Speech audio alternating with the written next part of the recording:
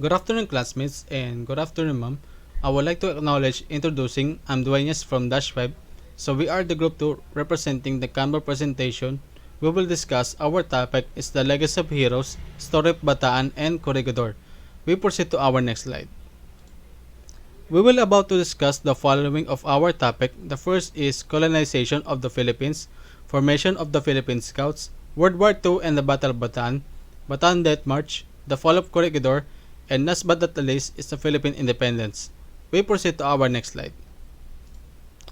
There's a slogan important of our topic from Carl Sagan says, "You have to know the past to understand the present, considering that whatever the future may bring, today will irreversibly become the past of the future. Because our world is made by history, it is knowledge of the past offers new perspectives about the present.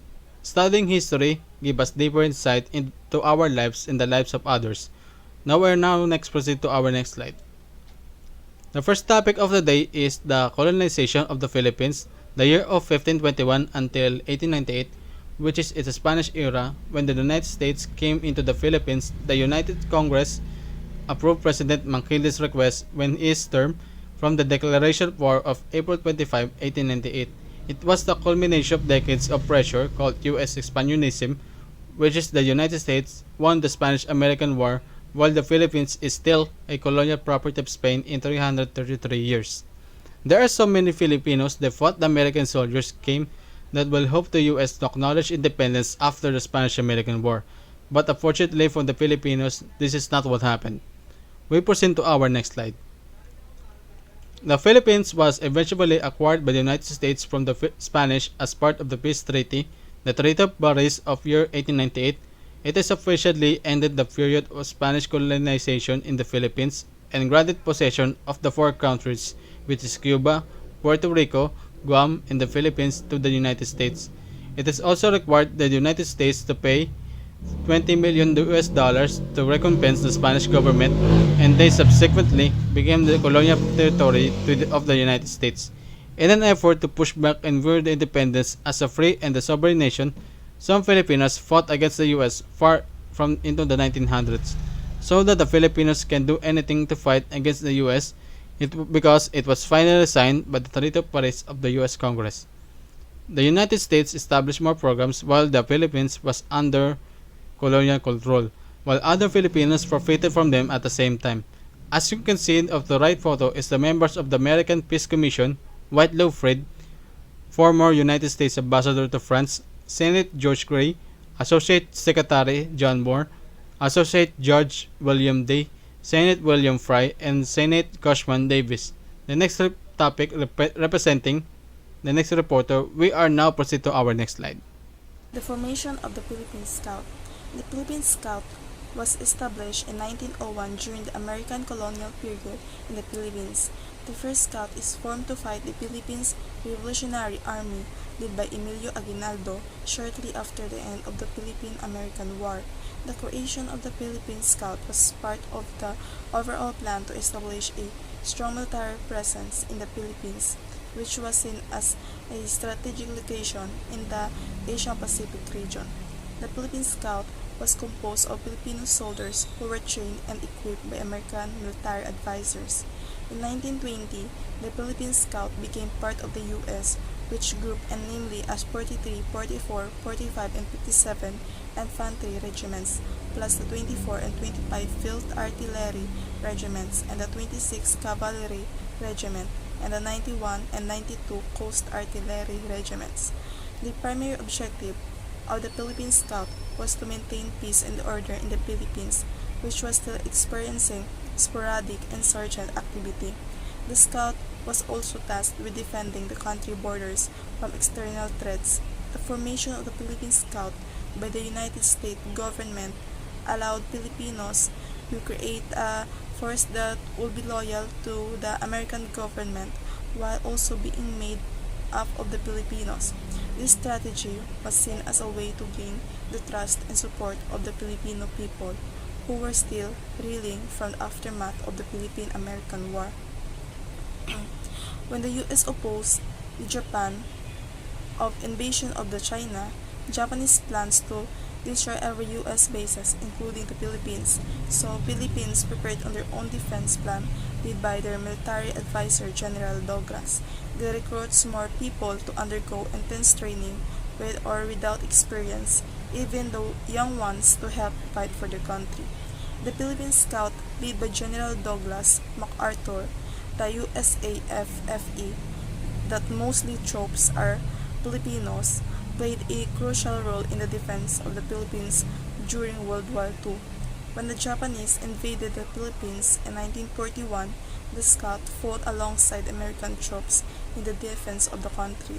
Unfortunately, the Philippine Scout was eventually cornered by the Japanese forces and was forced to surrender. Despite this defeat, the bravery and dedication of the Scout were recognized and many of its members were awarded the Medal of Honor for their heroism in combat. World War II and the Battle of Bataan. Once the United States entered World War II, following Pearl Harbor, the USAF were tasked to push back against the Japanese and to delay Japanese action at the mouth of Manila Bay. Their main objective was to serve a buffer between the Japanese and the American colonial possession of the Philippines. Up until 1941, the USAF had success holding the Japanese. The military was fed half rations following the attack on Pearl Harbor in order to provide supplies for armies entering the Pacific. These soldiers had to make this sacrifice. Douglas MacArthur, the commanding general, assured the Filipinos that additional troops, planes, and supplies would be sent to assist them when he had seen what was happening. Unfortunately, those promises never materialized, which left Filipinos largely defenseless in the wake of the Japanese. Soldiers endured sickness, starvation, wounds, and fatalities during the Battle of Bataan. The Philippine Scouts were in a very precious situation by the time Filipinos and American forces finally surrendered on April 9, 1942. Good day, everyone. I'm Luis T. from Group 2 and representing World War II and the Battle of Bataan. Once the United States entered World War II following Pearl Harbor, the USAFFE were tasked to push back against the Japanese and to delay Japanese action at the mouth of Manila Bay. Up until December 1941, the USAFFE had success holding the Japanese. The military was fed half rotations following the attack on Pearl Harbor. In order to provide supplies for armies entering the Pacific, these soldiers had to make these sacrifices. Douglas MacArthur, the commanding general, assured the Filipinos that additional troops, planes, and supplies would be sent to assist them when he had seen what's happening. Unfortunately, those promises never materialized, which left Filipinos largely defenseless in the wake of the Japanese. Soldiers endured sickness, starvations, wounds, and fatalities during the Battle of Bataan. The Philippine Scouts were in a very precautious situation by the time that Filipinos and American forces finally surrendered on April 9, 1942. When the Japanese renewed their offensive on April 3, 1942, with fresh troops supported by heavily artillery, tanks, and air attacks, the American survivors on Bataan Peninsula were so weakened by disease and starvation that they were unable to offer any effective resistance. The commanding officer on Luzon, Major General Edward King, ignored this ridiculous offer, trusting to the mercy of the Japanese. He surrendered these troops. On April 9, 1942, before the surrender came into effect, he transferred his female army nurses to Corregidor in the hope that they might be evacuated from the Philippines. The Japanese did not follow European tradition, which usually honors troops who surrendered after a gallant defense and treats female captives with respect and compassion. The Japanese vented their rage on their sick and exhausted prisoners of war whom they subjected to the atrocities of the Bataan Death March and the harsh condition of Japanese hell camps. Goodbye, everyone! 3 months after the start of the Battle of Bataan, the Bataan Death March began, forcing 60,000 to 80,000 Filipino and American prisoners of war to march to the Philippines. After the U.S. surrender of the Bataan Peninsula in 1942 during World War II, the Japanese took control of the area and the prisoners of war were subjected to brutal treatment by Japanese forces. An estimated 17,000 men perished during and after the Bataan Death March. The Japanese military began their assault in the Philippines on December 7, 1941, bombing airfields, bases, harbors, and shipyards. On December 22, 43,000 men of the Imperial Japanese Army landed on 2 points of the main Philippine island of Luzon. General Douglas MacArthur claimed to have 130,000 troops, but his force consisted of ill-trained and ill-equipped Filipinos, reservists, and 22,000 American troops. At the landing beaches, the Battle of Bataan was the first major land battle for the Americans in World War II and one of the most devastating military defeats in American history. During the Death March, there were many reports of war crimes and atrocities from the Japanese, and there was one incident where one of the prisoners of war had a ring on his finger, and the Japanese soldier couldn't take it off, so he took it by force by cutting the man's wrist. Because the Japanese thought prisoners of war were unworthy of respect. The Bataan Death March was a forced march of 76,000 Filipinos and American troops, the largest army under American command ever to surrender. Hi, I'm John Louis Manuel. The Bataan Death March was a tragic event that took place during World War II in the Philippines, and it has come to symbolize the sacrifice and resilience of Filipino and American soldiers during the war. After the Japanese invasion of the Philippines in 1941, American and Filipino troops were forced to retreat the Bataan Peninsula, where they fought a valiant but unsuccessful battle against Japanese forces. This led to their surrender and subsequent march to prison camps, which became known as the Bataan Death March. The American government embargoed news and details of the march until 1944, likely to avoid creating widespread panic or compromising morale. However, a handful of captives who have escaped from the march made their way to Australia and shared their experiences with the world, bringing attention to the atrocities committed during the march.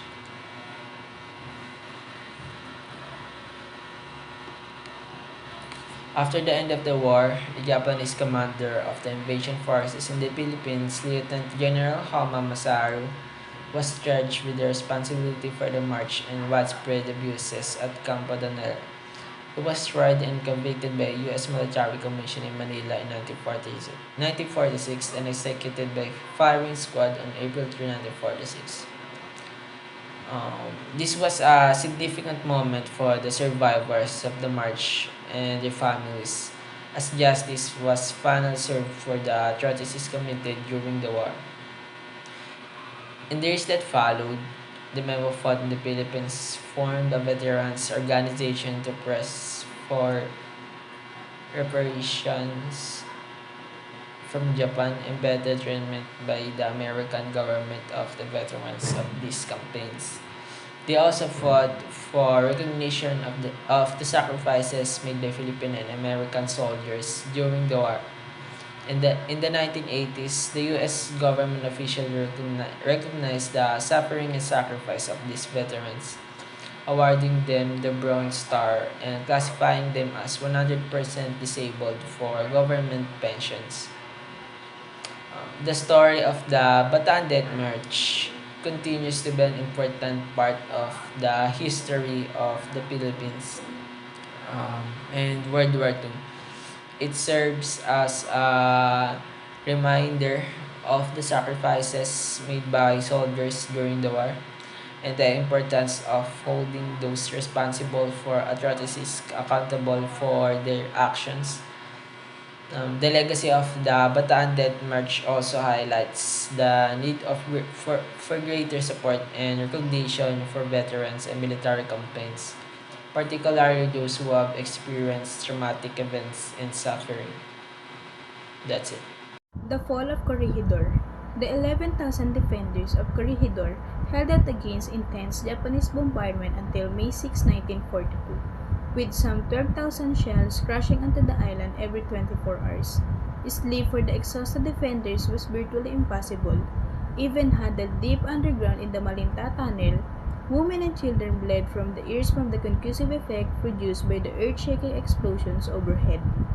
Food, water, and ammunition had dropped to critical levels when Japanese finally secured a beachhead on the island on May 5 and landed tanks. On the next day, General Wainwright ordered the American flag lowered on Corregidor in the hope of avoiding a massacre. In a flagrant repudiation of international convention governing the treatment of prisoners of war, General Homo warned Wainwright during surrender negotiation that he would execute all prisoners of war unless the surrender applied not only to Corregidor but to all American and Philippine troops still resisting the Japanese on other islands of the Philippine archipelago. In the hope of avoiding reprisal against his troops and the women and children under his care, Wainwright agreed. When MacArthur heard in Australia that Wainwright had surrendered to the Japanese, he was furious and countermanded Wainwright's order to his troops to surrender. This last insane order by MacArthur was ignored. It would almost certainly have produced a massacre of all American and Philippine prisoners of war, and placed at risk the lives of civilian captives, including the women and children under Wainwright's care. MacArthur responded to the rejection of his order to fight to the death by vindictively refusing to sign a recommendation from the U.S. Army Chief of Staff, General Marshall, that General Wainwright be awarded the Medal of Honor. At the Battle of the Philippines, 16,000 American and Filipino soldiers perished and 84,000. The Japanese soldiers were cruelly imprisoned or put to death.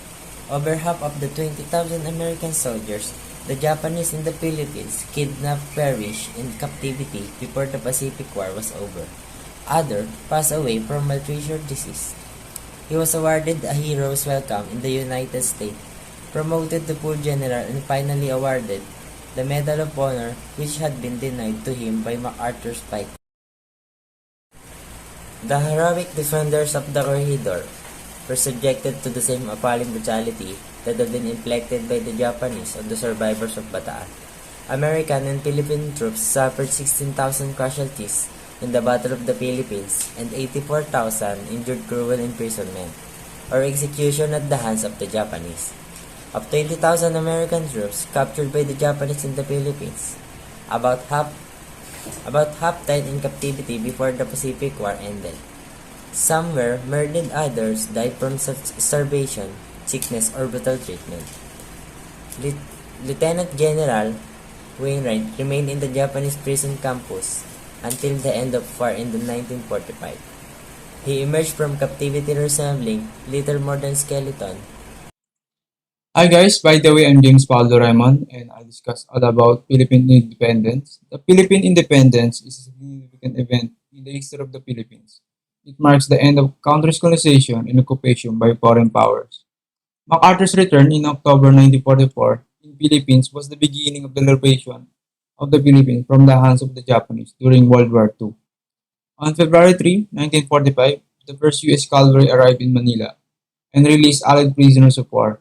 We celebrate this event every year as National Heroes Day to celebrate the heroism and sacrifice of the Filipinos and the Allied forces who fought for the independence of the Philippines.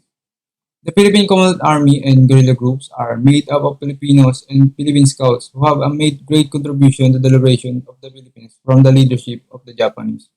And on September 2, 1945, this is the day when the Japanese surrendered.